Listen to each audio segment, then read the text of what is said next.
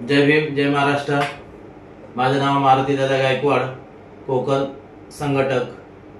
आणि आज मी खऱ्या अर्थानं कर्जत खालापूर मतदारसंघाचा एक मतदार म्हणून मी इथं आहे। आणि आपल्या कर्जत तालुक्यातली जी महायुती आहे, या युतीच्या माध्यमातून आमदार महेंद्र शेठ थोरवे यांना खऱ्या अर्थाने आपल्या दलित समाज या समाजाच्या वतीने मी ग्वाही देतो की आपण जे काय 15 वर्षामध्ये संघर्ष लढून आपल्याला जे मिळलं नाही ते एक आपल्या समाजाची अस्मिता आहे आणि त्या अस्मितेवरती आपण खऱ्या अर्थाने विजय झालोय।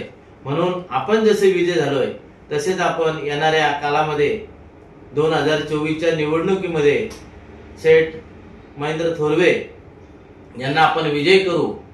कारण आपल्या खेडोपाडी गावामध्ये, आपल्या दलित वस्तीमध्ये, प्रत्येक वाड्यामध्ये, प्रत्येक वस्तीमध्ये विकासाची गंगा ही आमदार महेंद्र थोरवेच्या माध्यमातून झालेली आहे। आणि आम्ही आता साऱ्या पाहतो, काल देखील प्रचार रॅलीमध्ये होतो आणि त्या प्रचार रॅलीचा समाचार जेव्हा घेतला, त्या समाचारामध्ये रस्त्यावरती लोंढेचे लोंढे म्हणजे आजच निवडून आले असा समाचार काल दिसून आला। म्हणून आपण कर्जत तालुक्यामध्ये, खालापूर तालुक्यामध्ये ज्या ज्या ठिकाणी आपण ज्या प्रचार दौरा करतो त्या दौऱ्यामध्ये खऱ्या अर्थाने आपला आजच विजय आहे।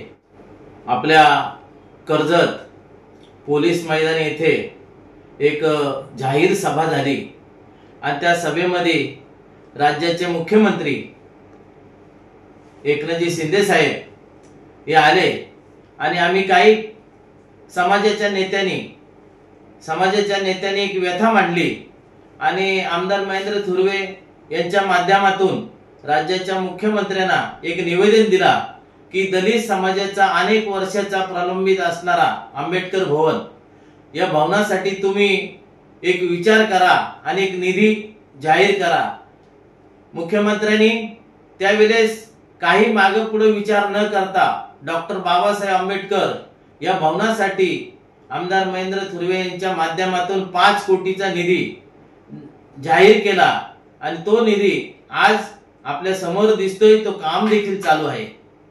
आणि म्हणून समाजाने एक अस्मिता बाळगली की आपल्या आमदार महेंद्र थोरवेने जे काय कामाचा शुभारंभ, भूमिपूजन सोहळा जो काही झाला त्याच्यामध्ये आजही दलित समाज एक आनंदाने, चांगल्या नजरेने बघतोय की येणाऱ्या कालामध्ये जर 5 कोटीचा निधी दिलेला आहे, सुशोषित केलेला आहे आणि म्हणून पुढच्या कालामध्ये जी राहिलेली कामं अजून बाबासाहेब आंबेडकरांचा स्मारक असेल, बाबासाहेब आंबेडकरांचा जो कर्जतचा भवन, आपणही त्यांना आज शब्द द्या की एक निष्ठेने, एक मताने, एक नंबरचा बटन दाबून आपण त्यांना विजय करू असं मी जाहीर करतो आणि इथेच थांबतो। जय हिंद, जय महाराष्ट्र।